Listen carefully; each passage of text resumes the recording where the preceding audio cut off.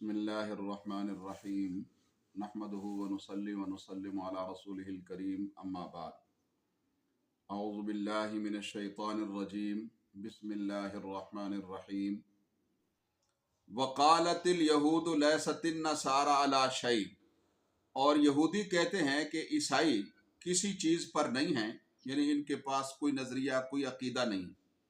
वक़ालतिन नसारा लैसतिल यहूदु अला शै, और ईसाई कहते हैं यहूदी किसी चीज़ पर नहीं है। वहुम यतलून अल किताब, हालांकि वो किताब की तिलावत भी करते हैं, यानी किताब को पढ़ते भी हैं, अपनी अपनी किताब तौरात इंजील। कज़ालिक क़ाल अल्लज़ीना ला यअलमून मिस्ल क़ौलिहिम, इसी तरह इन जैसी बात उन लोगों ने भी कही है जो कुछ नहीं जानते।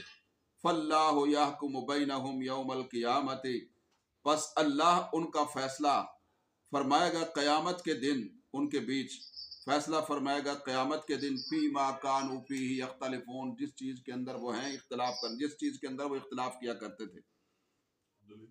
आयत नंबर 113 में ये फरमाया गया है कि यहूदो नसारा जो अपने आप को बज़ाहिर जन्नत के दावेदार समझते हैं और हकदार समझते हैं, उनका अपना हाल तो ये है कि वो एक दूसरे के दीन के मुनकिर हैं और एक दूसरे को गलत करार देते। यहूदी कहते हैं ईसाइयों का कोई दीन मजहब नहीं है, और ईसाई कहते हैं यहूदियों का कोई दीन मजहब नहीं है, हालांकि दोनों के पास आसमानी किताब है। यहूदियों के पास तौरात है और ईसाइयों के पास इंजील है, और इन आसमानी किताबों में एक दूसरे की तस्दीक मौजूद है, हर किताब दूसरे की सच्चाई को बयान करती है। तो यही हाल मुशरिकीन का है, वो भी दूसरे दीन को गोया के हक पर समझने के लिए तैयार नहीं है, कि वो कहते हैं हम दीन इब्राहिमी पर हैं। मुशरिकीन कहते थे हज़रत इब्राहिम की औलाद में से हैं, इस्माइल की औलाद में से हैं, हम दीन हक पर हैं और कोई नहीं है। तो खैर ये फैसला तो क़यामत के दिन अल्लाह रब्बुल आलमीन करेंगे कि कौन दीन हक पर था और कौन बातिल पर था, कौन जन्नत में जाएगा कौन जहन्नम में। लेकिन अल्लाह ताला फरमाते हैं एक बात तो बताएं, क्या इन्होंने दुनिया में अपने हालात पे कभी गौर किया? क्या अहले जन्नत के अखलाक ऐसे होते हैं? क्या अहले जन्नत आसमानी किताबों और अल्लाह के पैगंबरों को झुठलाते हैं? यहूद हूँ या नसारा हूँ या मुशरिकीन, इनके अखलाक तो बद हैं। ये तो नबी करीम हजरत मोहम्मद मुस्तफ़ा अहमद मुश्तबा नबी आखिर ज़मान खातमुल अंबिया को झुठलाते, कुरान को झुठलाते हैं, और अल्लाह की तौहीद के भी क़ैल नहीं है। तो ये कैसे जन्नत में जाएंगे? ये कैसे हक पे होने का दावा करते हैं? आगे अल्लाह ताला ने इरशाद फरमाया आयत नंबर 114 में, वमन अज़लम मिम्मन मनअ मसाजिदल्लाहि अन युज़करा फी हस्मुहु व सआ फी खराबिहा। फरमाया उससे बड़ा जालिम कौन है जो अल्लाह की मस्जिदों में अल्लाह का नाम लेने से मना करे और उन्हें बेआबाद करने की गोया कोशिश करे। उलाइका मा कान, यानी खराबी की कोशिश करे, उसे वैरान करने की कोशिश करे। बेआबाद का ये माना और खराब का। उलाइका मा कान लहुम अन यदखुलूहा इल्ला खाइफीन, ऐसे लोगों को तो उसमें डरते ही दाखिल होना चाहिए था। लहुम फिद दुनिया खिज़युन, इन लोगों के लिए दुनिया में भी रुसवाई है। वलहुम फिल आखिरत अज़ाबुन अज़ीम, और आखिरत में इनके लिए बड़ा अजाब है। इस आयत नंबर 14 के अंदर ये अल्लाह ताला ने फरमाया उससे बड़ा जालिम ही कोई नहीं कि जो मस्जिदों को वैरान करता है और इसी तरीके से उनमें खराबी डालता है। तो फरमाया कि ऐसे लोग दुनिया में रुसवाई और आखिरत में बड़े अजाब के मुस्तहिक हैं। तो इस आयत के अल्फाज आम हैं, हर उस शख्स को शामिल हैं जो अल्लाह की मस्जिदों से लोगों को रोके, उनमें नमाज ज़िक्र तिलावत कुरान पाक के लिए रुकावटें खड़ी करे और मस्जिद को बेआबाद करने की कोशिश करे, खा इनफरादी तौर पर हो या इज्तिमाई तौर। ये कोई फ़र्द करे या कोई मतलब इंतज़ामिया करे या कोई इदारा करे या कोई हाकिम, कोई भी करे, तो फरमाया कि वो इस अजाब का मुस्तहिक होगा कि उसके लिए अल्लाह की नाराज़गी, दुनिया की रुसवाई और आखिरत का बड़ा अजाब। अब देख लें इस वक़्त मस्जिद अक्सा वो यहूद के नरगे में है, उसकी वैरानी की शब रोज़ यहूद कोशिश के अंदर रहते हैं। बल्कि अब तो हरमैन की हिफाजत के लिए भी इंसान को दुआएं करनी पड़ती हैं, और इसके अलावा भी बहुत सारी मसाजिद के अंदर ویرانے کی کئی صورتیں ہیں. جن مقاصد کے لیے مساجد ہیں ان سے ہٹ کر ان کو استعمال کرنا یہ بھی ویرانے کی صورت ہے. حدیثوں میں حالانکہ آتا ہے نبی کریم صلی اللہ علیہ وسلم نے فرمایا، حضرت عثمان غنی رضی اللہ تعالیٰ عنہ مسجد نبوی کی جب تعمیر نو کرنے لگے، اس کو مزید وسعت دینے لگے، نمازیوں کی گنجائش کے مطابق اس کو بنانے لگے، تو صحابہ کرام اس بات کو قبول کرنے کے لیے تیار نہیں تھے. وہ کہتے تھے کہ نبی علیہ السلام کے زمانے کی یادیں ہیں، یہ در و دیوار اور چھت یہ کیسے ہم گرانے دیں؟ تو حضرت عثمان غنی رضی اللہ تعالیٰ نے لوگوں کو جمع فرمایا اور فرمایا، دیکھو میں نے نبی کریم صلی اللہ علیہ وسلم سے سنا ہے، آپ نے فرمایا من بنا للہ مسجدا بنا اللہ لہ بیتا فی الجنہ، کہ جس بندے نے اللہ کے لیے مسجد بنائی ہے، اللہ کے لیے جس نے مسجد بنائی ہے اللہ اس کے لیے جنت میں گھر بنائے. تو پھر لوگوں نے اجازت دے دی، اور ظاہر ہے کہ یہ حدیث صرف حضرت عثمان نے تو نہیں اور بھی بہت سے حضرات نے سنی ہوئی تھی. تو مطلب یہ ہے کہ مسجد جو ہے وہ تو نماز کے لیے ہے، عبادت کے لیے ہے، تلاوت قرآن کے لیے ہے، ذکر اللہ کے لیے ہے، درود پاک کے لیے ہے. تو ان چیزوں سے روکنا جو ہے یہ مسجد کو ویران کرنا یہ اس کے اندر شامل ہے. مسجد کے آداب اور تقدس کا خیال رکھتے ہوئے مسجد میں حاضری، اللہ رب العالمین کے حضور خشوع خضوع کے ساتھ حاضری دینا، یہ بہرحال مسجد کے آداب کے اندر شامل ہے. رب العالمین سے دعا ہے کہ اللہ تعالی ہمیں مساجد کے تقدس کی بحالی کی توفیق نصیب فرمائے. وَلِلَّهِ الْمَشْرِقُ وَالْمَغْرِبُ آیت نمبر 115، اور اللہ ہی کے لیے ہے مشرق اور مغرب. فَأَيْنَمَا تُوَلُّوا فَثَمَّ وَجْهُ اللَّهِ، جدھر بھی تم منہ کر لو ادھر ہی اللہ ہے. ان اللہ واسع علیم، بے شک اللہ وسعت والے ہیں اور علیم خوب جاننے والے ہیں. اس آیت مبارکہ میں اللہ تعالیٰ نے اپنی ذات کو جہت اور مکان سے مبرہ قرار دیا ہے اور فرمایا کہ مشرق بھی اللہ کا ہے، مغرب بھی اللہ کا ہے. اس لیے تم جس طرف بھی رخ کر لو اللہ کی توجہ اور اللہ کی تجلی ہر جگہ پہ موجود ہے، کیونکہ اللہ تعالیٰ سمت سے اور جہت سے پاک ہے. کوئی مکان اس کا احاطہ نہیں کر سکتا. اللہ پاک ہر قسم کی حد بندی سے پاک ہے. تو اس آیت کا یہ مطلب ہرگز نہیں کہ نماز میں قبلہ رخ ہونا ضروری نہیں، کہ جہاں بھی رخ کر لے نماز ہو جائے گی کیونکہ اللہ تو ہر جگہ موجود ہے، یہ مطلب نہیں. نمازی کا قبلہ رخ ہو کر نماز پڑھنا تو نماز کے صحیح ہونے کے لیے شرط ہے. اگر قبلہ معلوم نہ ہو تو اسے معلوم کرنے کے لیے انتظام کرنا، کوشش کرنا یہ ضروری چیز ہے. زیادہ سے زیادہ اتنا ہے کہ اگر کوئی شخص کسی سواری پر سوار ہو اور وہ دوران سفر اپنی سواری پر نفل نماز پڑھنا شروع کر دے جس کی وجہ سے اس کا چہرہ قبلے کی جانب سے پھر جائے تو بہرحال اس کی نماز ہو جائے گی. آگے اللہ تعالیٰ فرماتے ہیں وَقَالُوا اتَّخَذَ اللَّهُ وَلَدًا لِلَّهِ الْمَشْرِقُ وَالْمَغْرِبُ. یہ اصل میں آیت اس وقت نازل ہوئی تھی کہ جب یہود و نصارہ نے یہ اعتراض کیا تھا، بالخصوص یہودیوں نے اور مشرکین نے، کہ دیکھو جی پہلے آپ بیت اللہ الحرام قبلہ کعبہ مکہ کی جانب منہ کرتے تھے نماز میں، اور پھر اب بعد میں بیت المقدس کی جانب منہ کیا 16-17 ہجرت کے بعد نبی علیہ السلام نے. اللہ کے حکم سے حکمت یہ تھی کہ چلو یہودی جو ہے وہ ان کا دل نرم ہو جائے اور یہ سوچیں کہ ہمارے قبلے کی جانب مسلمان منہ کر کے نماز پڑھ رہے ہیں تو وہ پھر کیا کریں، مسلمان ہو جائیں. لیکن تب دیکھا کہ اتنا عرصہ ہو گیا ہے، یہ بجائے مسلمان ہونے کے زیادہ مسلمانوں کے مخالف ہو گئے، تو نبی علیہ السلام کی خواہش ہوئی کہ اب ہمارا قبلہ جو ہے حضرت ابراہیم علیہ السلام، حضرت اسماعیل علیہ السلام والا ہو جائے دوبارہ. تو پھر اللہ تبارک و تعالیٰ نے آپ کو حکم دیا فَوَلِّ وَجْهَكَ شَطْرَ الْمَسْجِدِ الْحَرَامِ. تو اس وقت انہوں نے اعتراض کیا، دیکھو جی کبھی وہ قبلہ بنا لیتے ہیں کبھی وہ قبلہ بنا. تو اس کا جواب اللہ نے دیا کہ مشرق ہو یا مغرب اس کا مالک اللہ ہے. جدھر اللہ حکم دے گا ادھر ہی اللہ کی رضامندی اور خوشنودی ہوگی. تو یہ اعتراض کہہ کا وَقَالُوا اتَّخَذَ اللَّهُ وَلَدًا، اور ان کی اپنی کیفیت تو یہ ہے، مسلمانوں کے تو قبلے کی تبدیلی یا اس کی تحویل پر اعتراض کرتے ہیں، لیکن ان کی اپنی حقیقت یہ ہے یہود و نصارہ یا مشرکین کی کہ یہودی عزیر کو اللہ کا بیٹا مانتے ہیں، یہ شرک ہے، اور عیسائی عیسیٰ کو اللہ کا بیٹا مانتے ہیں، یہ شرک ہے۔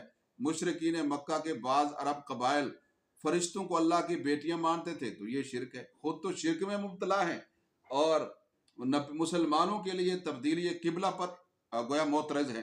تو اس کا اللہ نے آیت نمبر 116 میں جواب دیا، وَقَالُوا اتَّخَذَ اللَّهُ وَلَدًا، اور کہتے ہیں کہ اللہ نے اولاد بنا رکھی، سبحانہ، حالانکہ اللہ اولاد سے پاک ہے، وہ نہ والد ہے نہ مولود ہے، بل لہ ما فی السماوات والارض، بلکہ جو کچھ اسی کے لیے ہے، جو کچھ بھی ہے آسمانوں میں اور زمین میں، ہر چیز کا مالک خالق وہی ہے، ہر چیز اسی کی غلام ہے۔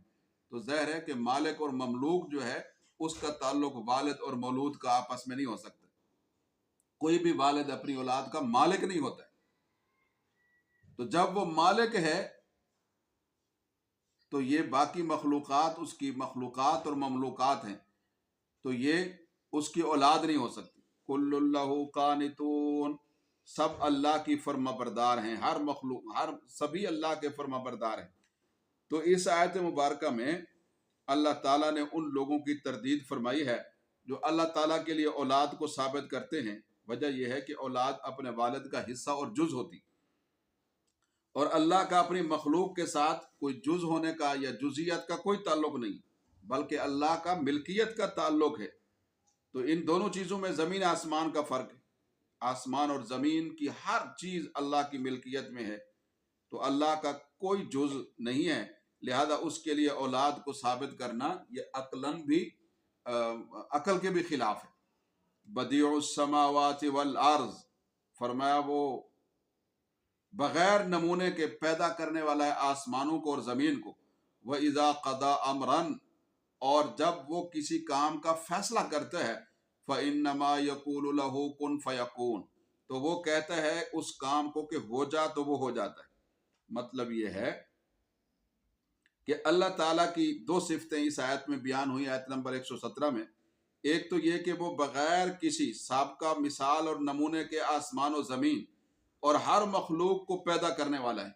ظاہر ہے کہ اگر پہلے سے کسی چیز کا نمونہ موجود ہو تو اس کو بنانا مزید آسان ہو جاتا ہے، اس کی فوٹو کرنا یا نقل کرنا آسان ہو جاتا ہے، اور بغیر نمونے کے کسی چیز کو وجود دینا اور اس میں کوئی کمی نہ چھوڑنا یہ کوئی آسان کام نہیں، لیکن یہ اللہ نے کیا۔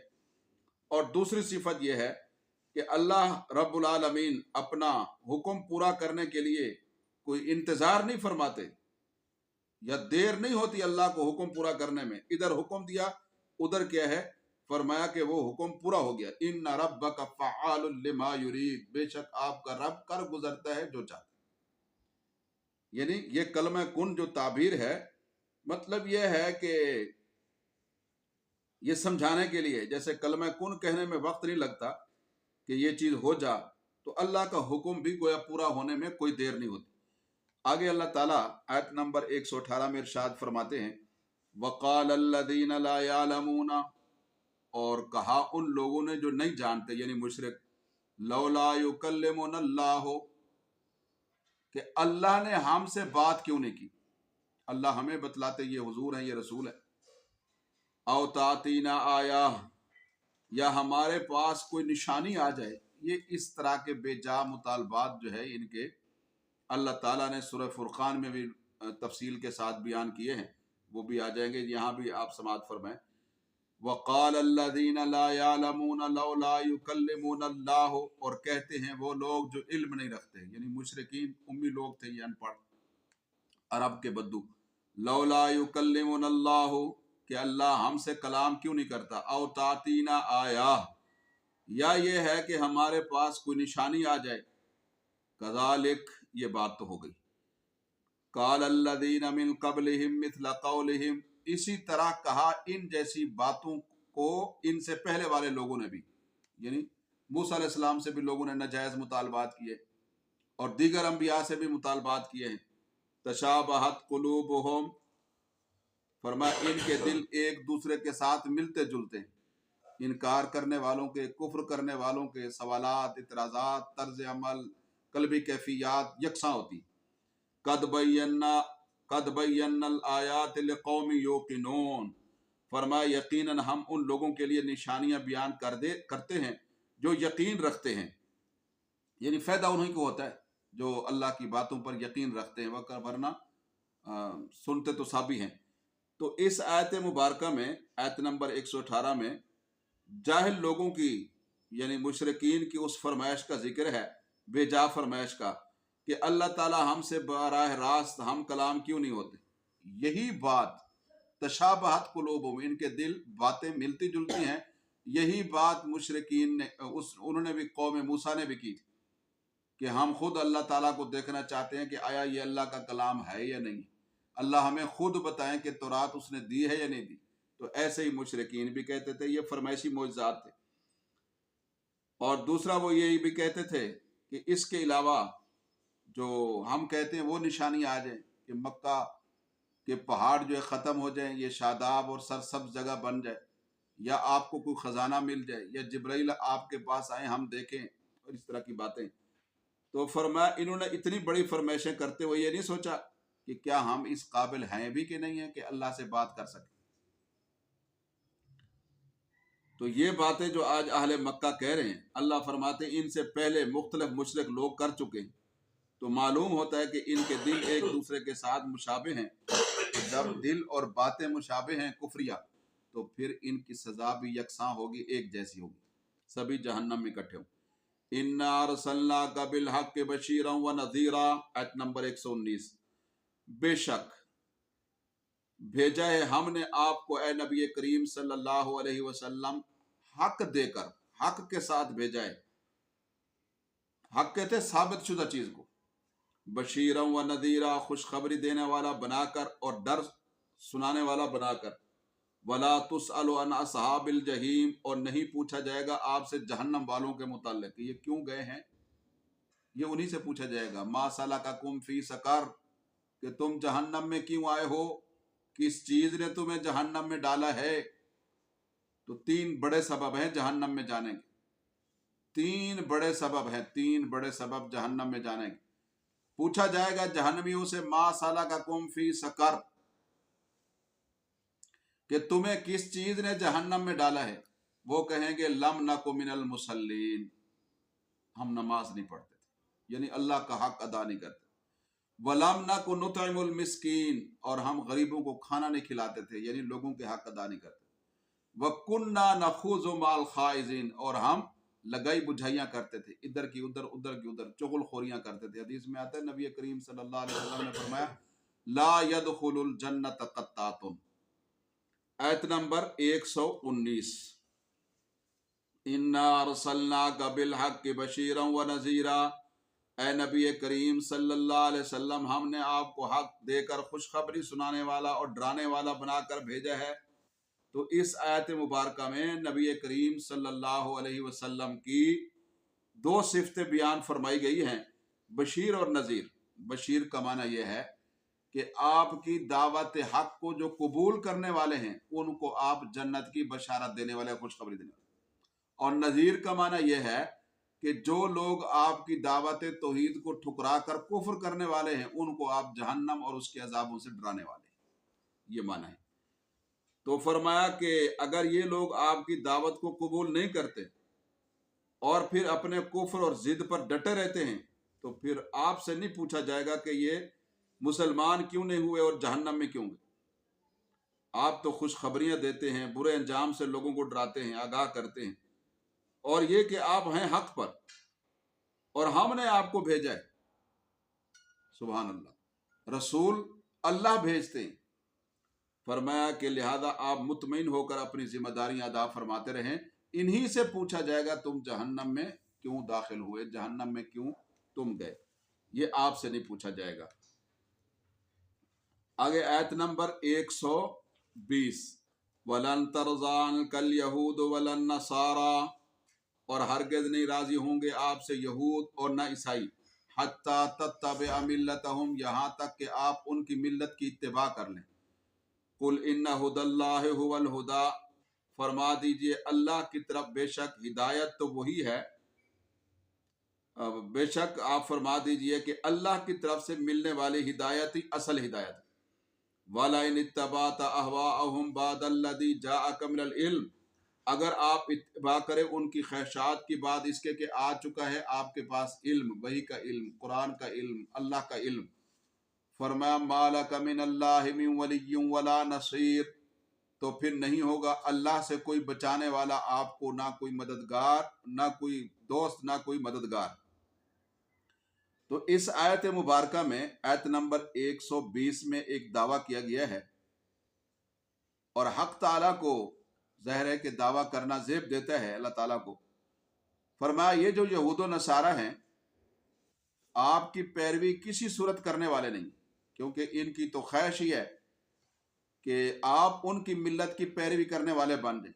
ज़ाहिर है ये मुमकिन नहीं है कि आप उनकी मिल्लत की पैरवी करें, क्योंकि अगर ऐसा हुआ तो ये उनकी ख्वाहिशात की पैरवी होगी। तो ऐसी सूरत में अल्लाह रब्बुल आलमीन से फिर आपकी दोस्ती नहीं रहेगी और अल्लाह की मदद, यानी अल्लाह के खिलाफ आपकी कोई मदद नहीं कर सकेगा। तो इरशाद फरमाया कि इसलिए उनके ईमान और हिदायत की तवक्को न रखें, हिदायत का फैसला अल्लाह ने करना, अल्लाह जिसे चाहता है हिदायत देता है। तो अब देखिए खुद नबी करीम सल्लल्लाहु अलैहि वसल्लम को ये फरमाया जा रहा है कि जिनके मुताल्लिक पक्का यकीन है कि आप तो यहूदियों की कभी भी ख्वाहिशात की पैरवी नहीं करेंगे। तो गोया कि आपके जरिए से उम्मत के हर फर्द को यह समझाया जा रहा है कि ऐ उम्मत मुस्लिमा, किसी मसलहत का शिकार होकर यहूद व नसारा की इत्तिबा न करना, उनकी पॉलिसियों पर न चलना और उनकी ख्वाहिशात की इत्तिबा न करना, क्योंकि वो कभी भी तुमसे राजी नहीं होंगे। उनके मुतालबात बढ़ते ही चले जाएंगे, बढ़ते ही चले जाएंगे, ता आके वो तो ये चाहते हैं कि तुम इस्लाम को खैर बात कह के यहूदियत और ईसाइयत इख्तियार करो। लिहाजा उनकी ख्वाहिशात की इत्तिबा कभी ना करना, अल्लाह की मंशा की इत्तिबा करना। अल्लाह अकबर। अब तवज्जो फरमाएं, ये जनाब वाला नबी करीम सल्लल्लाहु अलैहि वसल्लम ने इस नियत से हिजरत के बाद 16 या 17 माह, 16 माह कुछ दिन बैतुल मुक़द्दस की जाने मुंह करके नमाजें अदा फरमाई, ताकि यहूदियों के दिल नरम हों, इनका भी किबला है वो, और ये फिर क्या करें जी, मुसलमान हो जाए। तो फरमाया इन उनका दिल क्या नरम होना है, इनके दिल तो पत्थर से भी ज्यादा सख्त।